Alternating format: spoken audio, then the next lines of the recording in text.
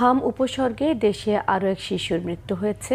সারা দেশে গত ২৪ ঘন্টায় এই রোগে আক্রান্তের সংখ্যা ১,১৫৩ শিশু।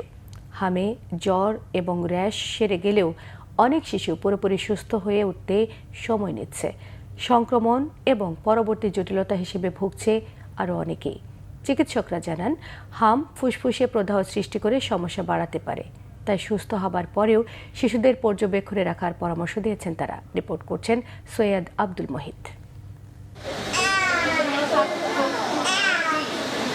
৫ মাসের শিশু সাইফার কান্না থামছেই না।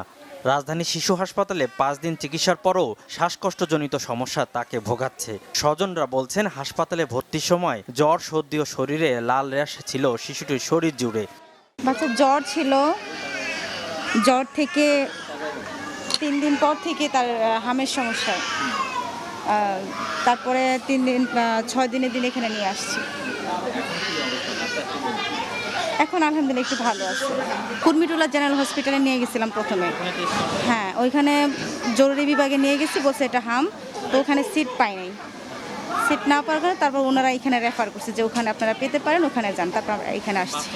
হামের সাথে নিউমোনিয়ায় আক্রান্ত ছোট্ট শিশু মোহাম্মদ। হাসপাতালের ওয়ার্ডে বাবার কোলেই যেন স্বস্তি খুঁজছে অবুঝেই শিশু। হাম ভালো হলেও সারছে না তার শ্বাসকষ্ট। শ্বাসকষ্টের সমস্যাটা ওর আগে থেকে প্রায় আজকে ১.৫ মাসের উপরে। এটা নিয়ে ঘুরতে ঘুরতে তার মধ্যে হাম হয়েছে। এখন হাম আল্লাহর মধ্যে মোটামুটি ভালো হয়ে যাচ্ছে, কিন্তু হচ্ছে এই ইয়েটা ভালো হচ্ছে না, শ্বাসকষ্টটা ভালো হচ্ছে না। সাইফা ও মোহাম্মদের মতো শিশু আলমাসের অবস্থাও একই। নোয়াখালী থেকে হামের লক্ষণ নিয়ে ভর্তি থাকার পর এখন কিছুটা সুস্থ, তবে স্বস্তিতে নেই। গত শুক্রবারে ভোর ৪টার সময় আসার পরে এখানে ভর্তি দিয়েছে। ভর্তি ছিল ৪ দিন পরে ওনারা ডাক্তার বলছিল যে শ্বাসকষ্ট বেশি, যে কোনো সময় আইসিইউ লাগতে পারে। পরে ওনারা আইসিইউ আবেদন করছে।